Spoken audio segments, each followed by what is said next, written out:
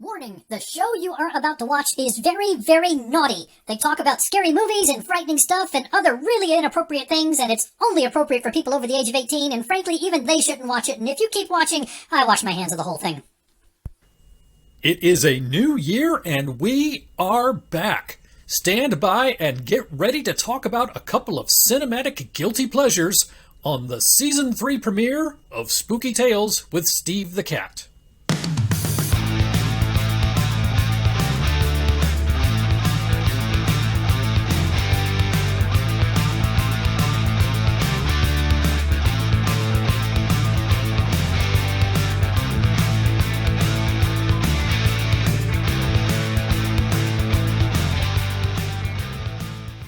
Hello and welcome to the Season 3 premiere of Spooky Tales with Steve the Cat, PBDCtv's place for a fun discussion of horror movies. I am your host, Steve the Cat.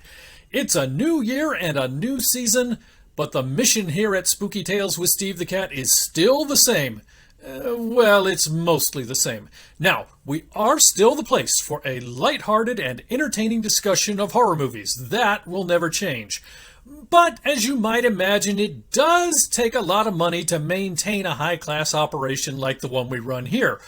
Unfortunately, we don't generate enough revenue from the monetization of our videos to completely cover all of the bills. Now, some of us here at Spooky Tales attribute that revenue shortfall to competitive unfairness brought about by social media algorithms that arbitrarily choose winners and losers, while others attribute it to the fact that we only have 3 viewers.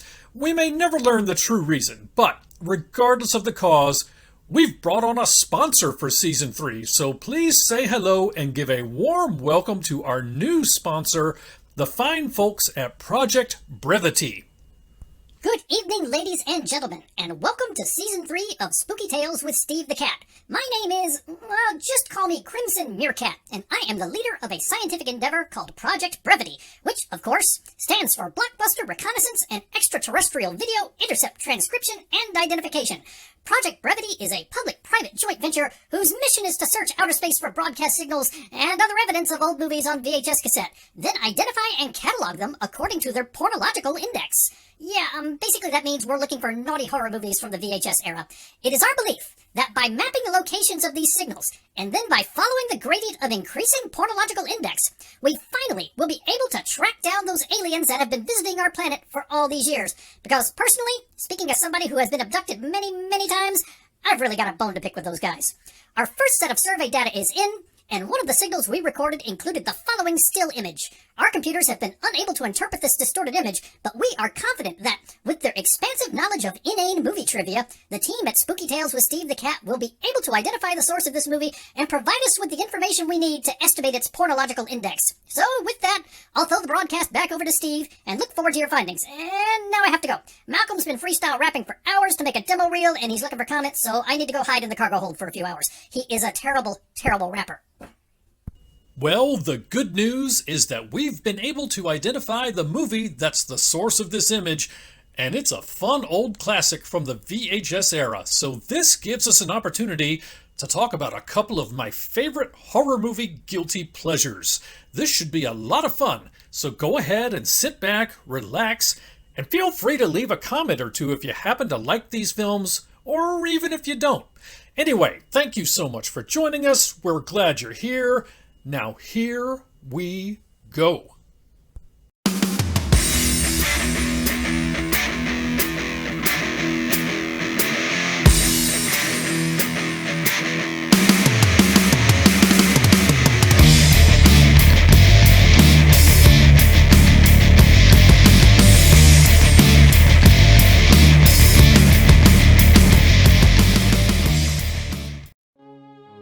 Hello and welcome to Monster Chat. I am your host, Professor Edgar Fluffosaurus. In tonight's episode we will have the first of a series of lessons on the identification of humanoid cryptids. Our world is populated by many different species of cryptids. Although each species has its own unique characteristics, all cryptids have one characteristic in common: all cryptids possess the ability to unfocus cameras and cause pictures to blur. This ability explains the fact that there are very few clear photographs of cryptids despite the many advances in camera technology that have occurred over the years. This ability frequently leads to monsterologists becoming confused when attempting to identify a particular species of cryptid. The subject of humanoid cryptid identification is therefore of supreme importance to monsterologists. Tonight we will focus on two species of humanoid cryptids that are frequently mistaken for one another. These two species are fish people and lizard people. Fish people are a species of cryptid native to the waters of Panama, Nova Scotia, and portions of the New Jersey shore. These aquatic-dwelling creatures possess skills that allow them to breathe underwater, although they also possess the ability to walk on dry land. Lizard people, on the other hand, are a race of extraterrestrial visitors most commonly found in New Mexico, Las Vegas, and Branson, Missouri. Unlike fish people, lizard people do not possess skills and live exclusively on land. Lizard people are highly intelligent and technologically sophisticated. It is not uncommon for lizard people to disguise themselves as humans. In fact, it is believed that, since the 1950s, the upper ranks of government and industry have been thoroughly infiltrated by lizard people. In order to better distinguish fish people from lizard people, it is helpful to understand their respective likes, dislikes, and weaknesses. Fish people are attracted to shiny objects such as crankbaits, spinnerbaits, and spoons. They have a particular affinity for young human females, whom they often will attempt to capture and take back to their lair. Their weaknesses include cats, large birds, and fire. Lizard people, on the other hand, have a particular affinity for political power and small rodents, such as mice and hamsters. Their weaknesses include cold weather and the squirrel people of planet Gamma Epsilon 7, with whom they have been involved in a centuries-long war. If you are ever attacked by a fish person, your best course of action is to hit it over the head, preferably with an item that is on fire. Fish people are particularly vulnerable to fire. However, given that almost all living creatures are vulnerable to fire, setting a cryptid ablaze to determine its species usually produces limited information. This practice has been discouraged since the Tibetan marketplace Yeti fire incident of 2012. It is unlikely that you ever will be directly attacked by a lizard person, as they prefer to operate clandestinely. However, in the unlikely event that you are attacked by a lizard person, your best bet is to distract it with a small rodent and escape while the lizard person feeds. Setting the lizard person ablaze also is an effective technique, although this technique produces an unfortunate odor and can be risky to employ in enclosed spaces. This has been Monster Chat, hosted by Professor Edgar Fluffosaurus. Thank you for joining me. And now it's time for our featured film reviews. Well, folks, it is a new year, it is a new season, but it is the same old thing here at Spooky Tales with Steve the Cat. We love to talk about horror movies. So, we've gotten our first batch of deep space signals sent to us by Project Brevity, and we have managed to decipher the first one and concluded that it does belong to the film Humanoids from the Deep. Oh yes, Humanoids from the Deep. Well, what is Humanoids from the Deep? It is a B-horror creature feature that was released in the year 1980, directed by Barbara Peters and produced by Roger Corman, and interestingly, Barbara Peters later asked to have her name removed from this film, which we will talk about a little more after a while. And the cast of this film includes Doug McClure, Ann Turkle, and Vic Morrow. So let's talk some more about Humanoids from the Deep. Now, before we get any farther, we should help set your expectations for this film because, as we have discussed so many times, your enjoyment of a film depends entirely upon your expectations going into the film, so we need to calibrate your sights a little bit. So, right off the bat, what you should expect is a cheesy, naughty, Roger Corman-produced B-movie exploitation creature feature from 1980. And I don't mean from the 1980s, I mean this was released in 1980. It was actually shot in 1979. If you liked Galaxy of Terror, which we talked about last season, you might like this one. Or if you like, cheesy beach-themed exploitation movies like Blood Beach, you might like this movie. Basically, if you like any kind of old campy exploitation-style creature feature. So here's the scale we like to use when we calibrate our sights for movies. On the far left side of the scale, we have very campy films such as Jason X. On the far right side of the scale, we have very serious films such as Silence of the Lambs. Now understand that this scale is not a reflection of the quality of the film, it is a reflection of the mindset you need to go into the film in order to optimize your enjoyment. Humanoids from the Deep, you need to be all the way over to the left side of the scale. Do not go in expecting art. Go in expecting to just watch something ridiculous and silly and laugh at it with your friends and maybe play a drinking game, and you might enjoy this film. So, before we go any farther, we have to have our vocabulary lesson for this film. There's a couple of terms that you need to understand in order to appreciate this film. And of course, we do vocabulary lessons because this is what we do to stay ahead of social media bots and algorithms that would otherwise try to ban our conversation. So our first term for this film is turkey timer. What is a turkey timer? Well, turkey timer is a noun that refers to a flag, outcropping, or other prominent landmark that an actress plants upon her tracts of land as a signal that somebody needs to turn up the thermostat.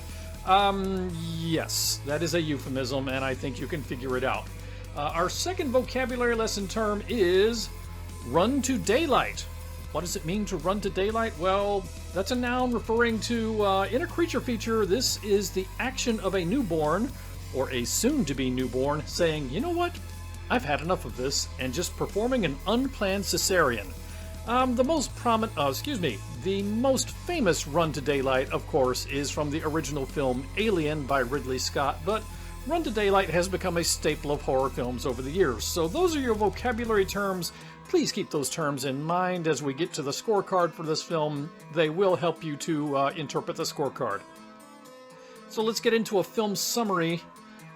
This, as we said, is a campy, cheesy, naughty, guilty pleasure from creature feature director Roger Corman.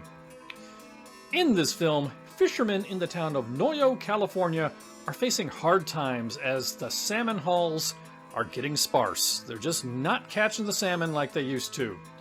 Fortunately, the Canco Cannery is going to open up a new facility in town to can salmon and revive the town. Well, why would a cannery be building a facility to revive a town if the fish hauls have dried up? Well, Canco has a team of scientists working on ways to improve the fishing yields, so this is a win all around, right? What could possibly go wrong? Well, as you might imagine, something is going to go wrong.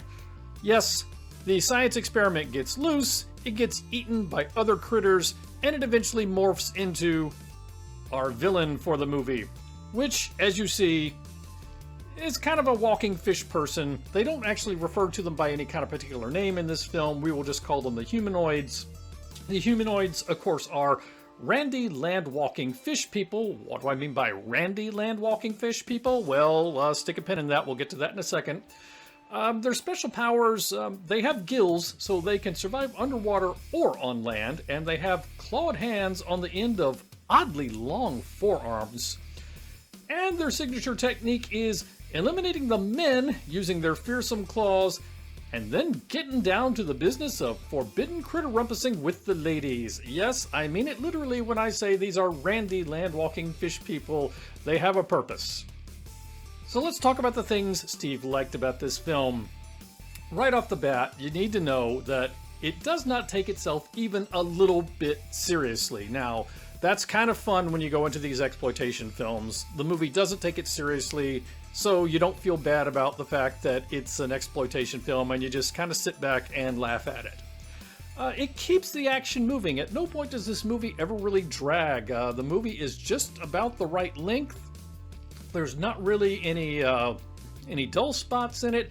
It keeps the action moving. In fact, when you consider Roger Corman's reputation for doing things on a cheap budget, There is actually a lot that goes on in this film. You have a lot of action, you have a lot of explosions, you have a lot of fire, you have a lot of monsters. Now, I'm sure they only had a few of the monster costumes and they just reused them over and over again, but you do have a lot of monsters in this movie.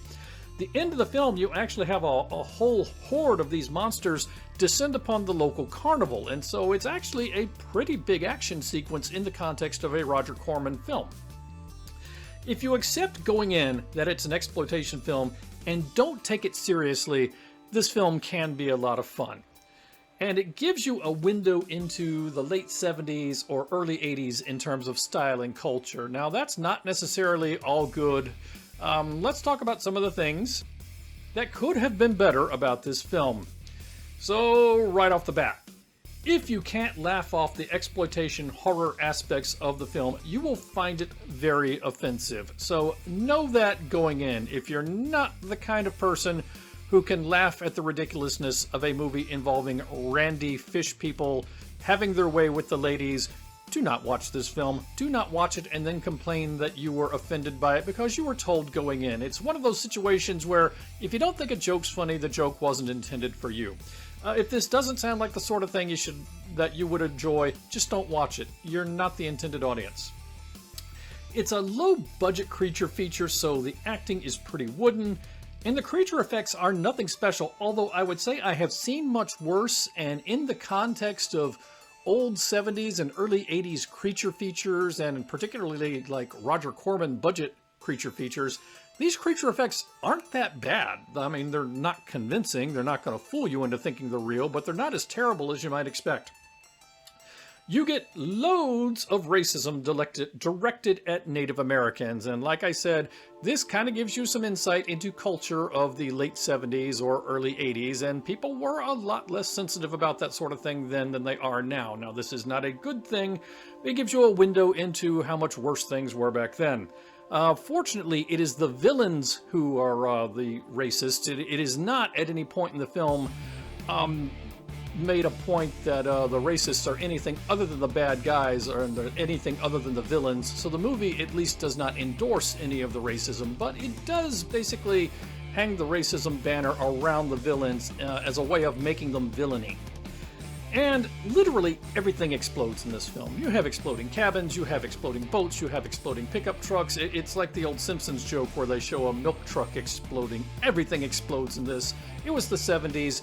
Everything exploded in the movies in the 70s. So let's get to Steve's scorecard for this film. So right off the bat, kills. I counted 20. There are more implied, and that does include dogs. Bare breasts, 6. Turkey timers, 2, and that is in addition to the bare breasts. So prior to a couple of breasts being unfurled, the turkey timers go off to let you know that the water is cold and they are done. Denogginings, you get one of those. Possumings, you get one of those. Yes, one of the humanoids gets hit by a truck. Infuegoinatings, yes, one of the humanoids is set ablaze, and many more are implied, but honestly, doing the whole special effects thing where somebody in a creature effects suit is set on fire live on camera is very expensive and very difficult to do, so they only did it once for this movie, but it's implied that it happened to a lot more of the creatures than just the one you see on camera. Terrifying man perms. Oh yes, there is a 70s man perm in this film. Vic Morrow will terrify you with his man perm in this film. Forbidden critter rumpuses. Yes, the randy fish people succeed in getting randy at least 3 times with more implied. And of course, where you have forbidden critter rumpuses, you might expect that later you're going to have a creature making a run to daylight. And yes, you would not be wrong. There is one of those in this film. But with your viewing of this film, you also get some cheesy bonus features, such as an incompetent ship's deckhand who literally gets everyone killed. You get brat chomping. Now that is not brat chomping. I am not saying bratwurst. I am saying a brat. You get dead dogs. You get a number of dead dogs in this film. The humanoids do not like the dogs. You get casual anti-Native American racism, which is unfortunate. You get casual anti-Native American hate crimes, which are pretty offensive. You get exploding boats. You get exploding cabins. You get exploding pickup trucks. You get science film action. Yes, it is Substitute Teacher Day at the Science Lab. You get to watch a science film. And finally, you get, the fish man is attacking me. Quick, grab that rifle and use it to beat him to death. Yeah, I can think of a number of reasons why you would not want to shoot the creature. If you're a filmmaker, pulling off a gag with blanks and guns, especially when the person being shot at is in very close proximity to the gun going off, is inherently dangerous, even if you're using blanks. If you follow the news, you know all about that. So I can understand this, but it is kind of funny that the guy grabs the rifle and uses it as a club on one of the fish people. So let's get to Steve's final score for this film. We're gonna give it 2.5 paws out of 4. We're gonna say this is a cheesy piece of low-budget B-movie exploitation horror trash that is a pretty fun throwback if you do not take it too seriously. And this is a classic that every horror fan needs to see at least once. If you are a fan of horror movies, this is one of those films that you just kind of have to check off your bucket list and say you've seen it at least once. Now, caveat here, this is 2.5 paws out of 4, assuming that you can enjoy this film as a piece of cheesy exploitation and not be offended by it. If you are the kind of person who cannot do that, you will definitely give this one 0 paws out of 4 and be mortified. Now, interesting story about this film. This was directed by a lady named Barbara Peters. Now, apparently there was some disagreement or miscommunication between Roger Corman and Barbara Peters as to exactly what was expected of this film. Roger Corman wanted a creature feature in which the creatures killed all the men and rumpused with all the ladies, and I guess Barbara Peters understood that in theory, but the cut of the movie she delivered did not include any forbidden critter rumpuses. It either cut away before that happened or used shadows to conceal it, so the original film was much less exploitative than the final film turned out to be. Well, Roger Corman brought in the second unit director to film some scenes to add the forbidden critter rumpuses and such. And when the final cut of the film was released, Barbara Peters was mortified, Ann Turkle was mortified. They both asked to have their names removed from the film, which Roger Corman did not cooperate because they did sign contracts and they did appear in the film. So this is not a film that Barbara Peters or Ann Turkle were happy to have been included in when all was said and done. In fact, I believe Ann Turkle actually went on to talk shows and chastised Roger Corman for what he did with this film. But it's just one of those interesting things about filmmaking that you can sign on to do a film and go into the premiere of a film, and the thing that happens on the screen bears very little resemblance to what you thought you were doing. So, exploitation film, all the people involved did not necessarily know or want to make an exploitation film, but that's what was delivered. Anyway, 2.5 paws out of 4 if you can enjoy a cheesy exploitation film, 0 paws out of 4 if you can't, and that is Steve's final score for Humanoids from the Deep. And now a word from our benevolent overlords at PBDCtv, your nightly heartbeat of horror.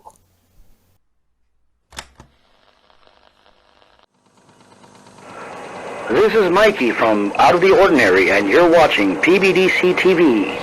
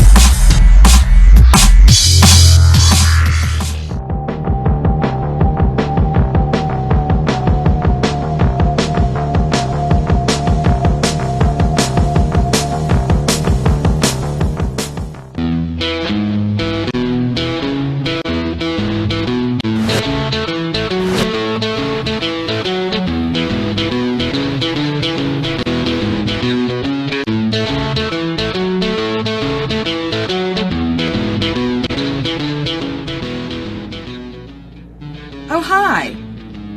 First thing in the morning, when I'm listening to music and getting a little bit of time for some creepy research, I'm always representing with my PBDC merch. What a better way to have a cup of coffee in the morning.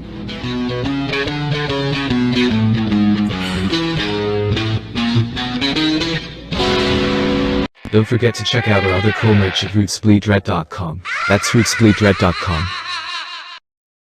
This is Professor Edgar Fluffosaurus from Spooky Tales with Steve the Cat, and when I'm not hosting Monster Chat or knocking down small Japanese cities, I'm watching PBDCtv. Now back to the show. So let's get into our second featured film review. We're going to talk about this beauty right here, Aliens vs. Predator Requiem. So what is that? Well, that is a sci-fi horror film that was released in the year 2007, directed by brothers Colin and Greg Strauss, and I believe this was their directorial debut. They were well known as special effects artists, but had not directed a full-length feature before this, I believe. Could be wrong about that. And the cast includes Stephen Pascal, Reiko Aylesworth, John Ortiz, and a host of others whom you probably will not recognize unless they are members of your immediate family. Let's get into setting your expectations for this film, because this is one of those films where setting your expectations is particularly important. Now you're probably wondering, Steve, why are we talking about Aliens vs. Predator Requiem? We do not talk about sci-fi movies on Spooky Tales with Steve the Cat. That is a show about horror movies. You are on a horror network. Why are we talking about science fiction? You're going to get yourself canceled. Well, you see, here's the thing. Let's get into what you should expect in this film. Now, this film is a familiar sci-fi action horror film that is a lot more fun if you go in expecting a campy exploitation-era style throwback. So if you go in expecting it to be what it looks like on the surface, a sci-fi action film, it's not a very good movie. If you go into it expecting more of an exploitation-era splatter horror film, it can be a lot of fun. In fact, this film reminds me a lot of the 1988 remake of The Blob. Also similar to Humanoids from the Deep and movies such as that, just kind of the exploitation creature features, Galaxy of Terror. If you go in with the mindset that you would go into watching one of those films, you might enjoy Aliens vs. Predator Requiem. So let's get into setting your sights a little bit. This is the scale we like to use. On the far left side, we have very campy films such as Jason X. On the far right side of the scale, we have very serious films, such as The Silence of the Lambs. As always, recall that this scale does not reflect the quality of the film. What we're trying to show you is what your mindset needs to be going into the film in order to maximize your enjoyment of the film. In the case of Aliens vs. Predator Requiem, you need to be pretty much all the way over to the left and view this as a campy exploitation-style horror film. One of the many reasons why this film was not successful commercially is because People went into it expecting it to be a mainstream sci-fi action film, which is probably what the studio wanted it to be, but the final product really doesn't work as a mainstream sci-fi action film. So, before we go any farther, let's get into our vocabulary lesson for this featured film review. Now, this, once again, is the part of the episode where we discuss new and innovative words and phrases in an effort to stay ahead of social media bots and algorithms that would otherwise try to ban our discussion. So, word number 1, stud detecting. Now, this is a throwback to last season, but for those of you who are new, stud detecting is a noun that refers to the action of attaching a character to a wall or other vertical surface by penetrating the abdomen or thorax with a bladed weapon, thus leaving the character hanging like a Jackson Pollock painting. The most famous example of this, of course, is from the classic 1978 film Halloween, with the way Michael Myers dispatched Bob. Second term, Christmas treeing. This is a noun that refers to the action of one character in a film hanging another character from a tree in a decorative or festive manner. The most famous examples of this actually come from the original film Predator. You display your victims in a festive manner, hanging them from a tree. That is Christmas treeing. It's not enough to simply hang the victim from a tree. Lynch mob stringing somebody up, that is not Christmas treeing. Predator dressing his prey and leaving him hanging as a display from the tree, that's Christmas treeing. So let's get into a summary of Aliens vs. Predator Requiem. This film picks up immediately after Alien vs. Predator. Now, if you are not familiar with the Alien or Predator movie series, I'm not sure what I can do to help you at this point because, Alien goes back to, 1979 maybe? And Predator the early 80s, but let's try to do a quick recap.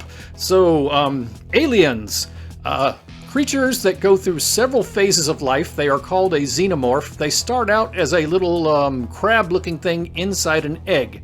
Now, when another living creature gets within range of the egg, the little crab-like thing jumps out, grabs you by the face, hence its nickname, Facehugger. And after a little while, it dries up and falls off and seems to have died. But, unbeknownst to the victim, it has actually implanted a zygote inside your abdomen, which is growing quickly and soon bursts its way out, killing you in the process and taking on some characteristics from its host. Then it eventually grows into something, if it's been gestated inside a human being, it grows to something that's maybe 7 feet tall, with a long pointed tail, claws, projectile jaws, so 2 sets of jaws, an internal set that springs out and can attack at a distance, and just to make it even more difficult to kill, their blood is a highly concentrated acid that will eat through anything. Now, the Predators appeared a few years later in an Arnold Schwarzenegger film. It's a different race of aliens that come to Earth and basically, they're like big game hunters. If you are armed, they see you as fair game and they hunt you down and collect you as a trophy. In not Alien 2, Predator 2, you got to see the interior of one of the Predator ships. And inside the ship, you got to see a trophy case. And the art director decided, hey, in the trophy case, along with the skull of humans and various other kinds of aliens, wouldn't it be funny if we put a skull in there that looked like it came from one of the aliens in Alien? And so that's what they did. And the idea took off and spun off this whole non-canon idea of Aliens versus Predator. The way this works is that the Predators see the aliens as the kind of the ultimate challenge. So thousands of years ago, they built a temple on planet Earth and implanted some of the alien eggs inside of it. And what they would do is from time to time bring humans into the pyramid, let the aliens spring out of the eggs and turn into xenomorphs, and then they would lock themselves inside and hunt them. And if they could, if they were worthy, they could kill the xenomorphs. So basically, you have an expedition of scientists find this pyramid, get trapped inside with alien xenomorphs and some predators, and find themselves between the conflict between the two. Aliens vs. Predator Requiem picks up right after the end of that. And in that, the Predators have dispatched all of the aliens from the previous film, Alien vs. Predator. They have retrieved their dead and wounded and are flying away.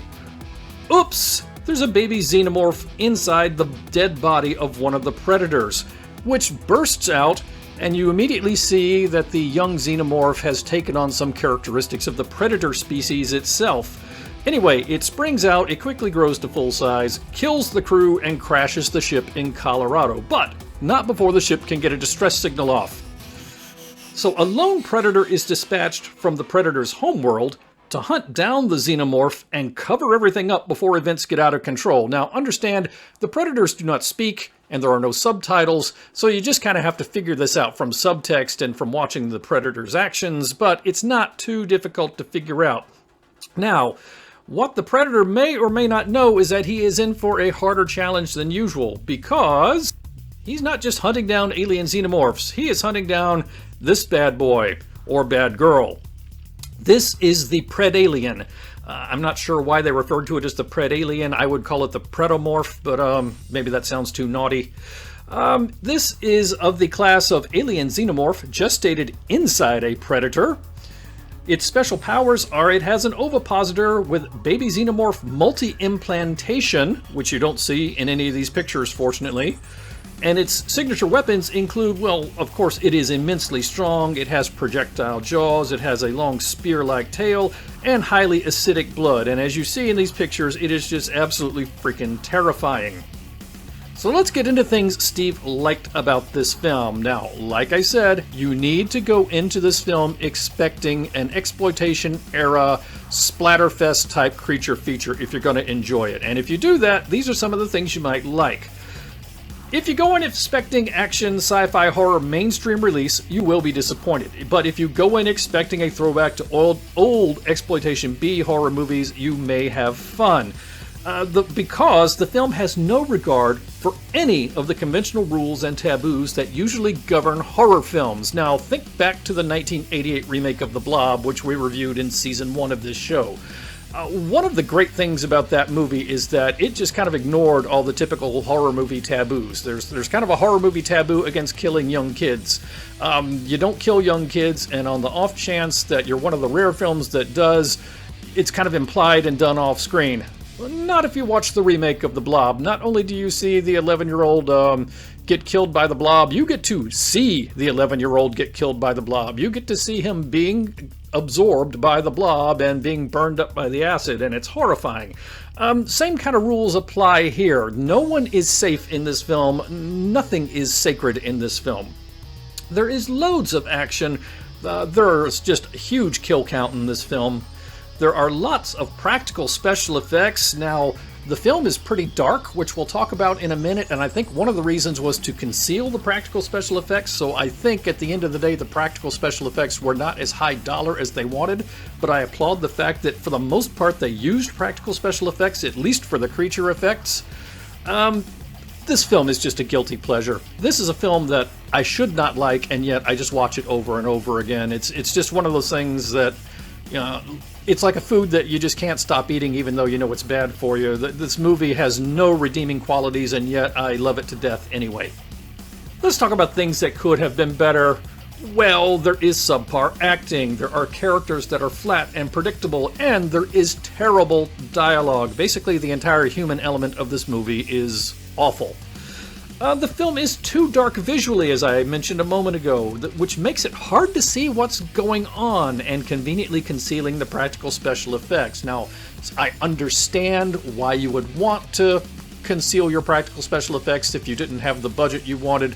I would rather they have done a little more implied violence and not show the monsters, and have a little more lighting in the scenes, because it's just kind of hard to see what's going on in many portions of this film.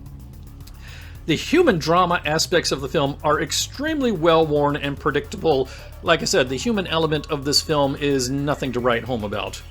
The story is sometimes nonsensical. That's kind of par for the course in this kind of movie. And if you are not the kind of person who can enjoy exploitation horror, you will be mortified by this film. So know that going in. If you can check your mind at the door and enjoy a film like Humanoids from the Deep, then you're okay watching this movie. If you're the kind of person that gets easily offended, I would give this one a pass. So let's get into Steve's scorecard for this film. Kills, 41 plus loads more. Now, that 41 includes at least 22 humans and predators, at least 19 xenomorphs, plus, at one point in the film, there is a mass casualty event which would have had many, many more deaths in addition to the 41 mentioned here. So I can't even begin to estimate the total number of kills associated with this film. Bare breasts? None. This is the one aspect of exploitation-era films that was not included in this film. I guess they decided that lots of bare breasts were not really part of the brand DNA for the Alien franchise or the Predator franchise, so they didn't want to go that route. So that's the one shortfall in terms of being a full-blown exploitation-era horror flick. Car chases, we're going to call it one with an asterisk. There is some action involving a striker armored vehicle. In stumponatings, there is one, and yes, it is caused by xenomorph blood acid. Face huggings, there are at least 5. Runs to daylight from our earlier vocabulary lesson. Yes, there are at least 3. Now that's 3 events. Some of the events include multiple xenomorphs. Christmas treeings, you are treated to one of those. Projectile stud detectings, it is awesome you are treated to one of those. I mean, lifted off the ground, feet well off the floor by the time all is said and done. A great projectile stud detecting. Ambush tail spearings, you get one of those. It's not the only tail spearing in the movie, but you get one complete surprise ambush tail spearing. And finally, mass ovipositorings. You get one on screen plus more implied. So let's get to the voluminous bonus features for this movie. There are many bonus features, as you might expect, and they include Fido the dog playing fetch with a human arm. Yes. That really happens. You get poolside bullying. Like I said, the human drama aspect of this one is extremely well-worn and predictable. So you get the stereotypical poolside bullying of the guy from the wrong side of the tracks by the guy who was the boyfriend of the wrong side of the tracks guy's love interest.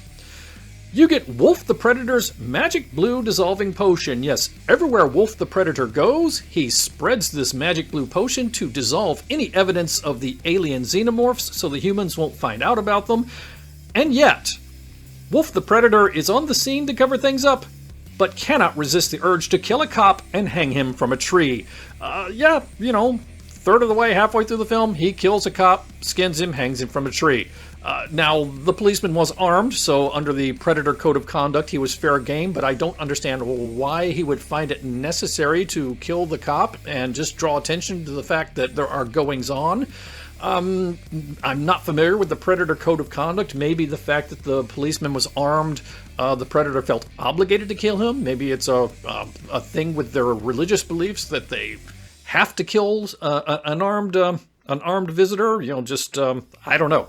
I don't know what it is, but it seems strange that on the one hand you're trying to cover up this whole event, and on the other hand you're killing a member of local law enforcement and hanging him from a tree. I mean, the Predators obviously have a pretty technologically advanced society, so they probably understand the concept of human law enforcement pretty well, and should understand that that is just going to draw more attention to what's going on, not less.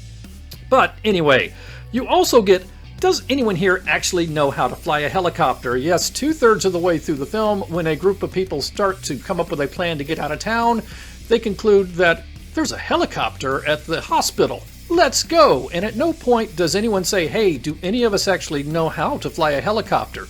Now, in a later scene, they're saying, hey, protect so-and-so because she's the only one that knows how to fly a chopper. So obviously the conversation came up at some point, but from a screenwriting perspective, it was just kind of clunky. You get Rootin' Tootin' Pistol Packin' Wolf the Predator. Yes, the Predators normally wear their laser guns on their shoulder, and it's kind of got a targeting system where wherever their head points, the weapon fires. But inexplicably, later in the film, Wolf the Predator takes it off his shoulder and starts carrying it around like Yosemite Sam toting around a 6-gun. In fact, once you even get the low-angle shot where you see him flexing his fingers like a gunfighter about to have a duel, I guess they just did this to go with the whole Western aesthetic. You get to the chopper. Yes, somebody in this film yells, get to the chopper, just like Schwarzenegger did in the original film, only without the Austrian accent. You get we can't afford to animate a chopper crash, just fade to black. I mean, they obviously did a lot of things to maximize their special effects budget in this film. One of them was, we'll show the people in the helicopter get into trouble, then we'll fade to black and we'll show them gathered around the wreckage and we'll show nothing in between.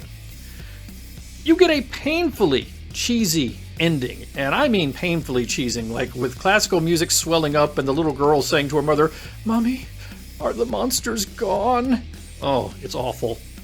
And finally, you get, that's crazy, the government doesn't lie to people. Yes, one of the townspeople really says that. And this just goes into Steve's big book of complaints against blue state writers trying to create red state characters. Let me tell you something. No one who lives out in the rural parts of Colorado or anywhere else are going to be the kind of people who say, hey, the government doesn't lie to people. You know, you can go online and you can find Anthony Fauci bobbleheads and Ruth Bader Ginsburg bobbleheads. I don't think any of those are being sold in rural parts of the United States. So I just find it very funny that that's how the writers try to make the townsfolk look like pumpkins, by having them say the government doesn't lie to people. I just laughed hysterically at it. So, Steve's final score for this film, we're going to give it 3 paws out of 4. Now, I understand I should not give this film 3 paws out of 4. I should give it at most 1. It's not a good movie by any objective means, but I love this film. I shouldn't, because it's terrible. But if you can accept going in that it's terrible, it is a load of fun. It's much like the 1988 remake of The Blob, or something like Humanoids from the Deep. If you go into it with that kind of mindset, you can have an absolute ball with this film. If you go in expecting something like the original Predator or like Aliens, you're going to be really disappointed, and I think that's why this movie didn't perform well. That and the many problems with its production values and bad acting and everything else. But if you can go into it treating it as an exploitation-era film, I think it's worth watching. Anyway, give it a try. Let me know what you think in the comments, and that is Steve's final score for Aliens vs. Predator Requiem. Well, we are almost finished with this week's episode, but before we go, we're going to take just a few minutes to talk about some other things we watched this week. Now, we're going to go around the horn this time around. This is Steve the Cat, and what I watched this week is a film called Patchwork. This is a horror comedy that is reminiscent of Reanimator, which we reviewed last season. In this film, an ambitious young career woman goes out for her birthday and is stood up by all of her friends, including the married man with whom she is having an affair and with whom, bonus, she also works in the office. But, of course, he lovingly tells her that, put on some lingerie and maybe I'll stop by your house later. As if he's doing a favor to her. Anyway, she goes home, someone follows her home from the bar and hits her over the head. She wakes up as a reanimated dead body in a secret laboratory, her parts having been combined with parts from 2 other women. The fun part about this is the consciousnesses of all 3 women are trapped in the same body. So can they learn to work together? Now, this is a pretty good film. The production values are good, the special effects are good, the acting is good. For some reason, I just expected this one to be a hair better than it turned out to be, so it's not quite as outstanding as I hoped, but it is very good. I would recommend it. So Patchwork, I found it free with ads on Tubi. Now let's throw it over to Crimson Meerkat. Hello, this is, well, you know me as codename Crimson Meerkat. Now, if you know me, you know that I do not normally watch horror movies, but it is something I have had to start doing as part of my work with Project Brevity. So this week, I watched a film from the VHS era called Project Metal Beast. In this film, a team of soldiers is dispatched to kill a werewolf and take a sample of its blood for use in military experiments, as so often happens in real life. Of course, one of the surviving soldiers is infected by the werewolf, and, of course, unable to control the monster inside him, the soldier is put down by his compadres with silver bullets and his body kept in stasis, as so often happens in real life. Now, a body like that is a valuable asset, and the government's not just going to throw it away, so naturally, 20 years later, his body is taken out of stasis and used in an experiment that attempts to combine flesh with an organic metal, effectively a project attempting to create invulnerable, armor-plated soldiers. What could possibly go wrong? Well, in the process, the doctors remove the silver bullets, the soldier comes back to life, basically creating an armor-plated werewolf, and metallic werewolfy action ensues. So, not a bad film, not a great film, a pretty middle-of-the-road 90s creature feature. This one's got a little bit of fame because the werewolf is played by a horror icon, Kane Hodder, the same guy who played Jason Voorhees so often. But other than that, there was nothing special about this one for me, although I will tell you this. Listen to me, folks.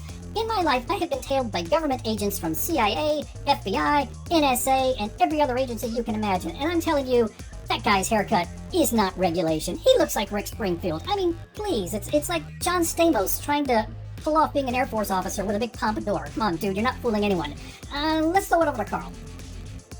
Hello, this is Carl. I am the head writer for this show, and we're checking in with what I watched this week. Well, something interesting happened. Last maybe November or early December, a lot of old Godzilla films suddenly became available on various streaming services. They appeared on YouTube, they appeared on Tubi, and so on. And so that gave me a chance to get caught up on some of the 70s era Godzilla films that I have not seen maybe since my childhood. So I did Godzilla vs. Megalon last season. This time around, I took a chance on Godzilla vs. Mechagodzilla from 1974. I found this film free with ads on Tubi. To start out my discussion of this film, let's start with a simple question. Why has Godzilla gone bad and started attacking everybody? Oh wait, that's not Godzilla. It's a giant robot disguised as Godzilla. Yes, it looks exactly like Godzilla, but then the real Godzilla shows up and battles, and in the course of the battle, metal starts to show through the fake Godzilla's fake skin, and eventually the fake skin disappears entirely, leaving us with the giant shiny metal Mechagodzilla. Mechagodzilla, of course, was created by a group of hostile aliens from outer space to wreak havoc upon the Earth, and honest to God, I could not tell you what their motivation is. I can tell you that they look like humans, but if you kill them, say in a gunfight or what have you, they turn into something that looks like a guy wearing a gorilla mask from a Planet of the Apes movie.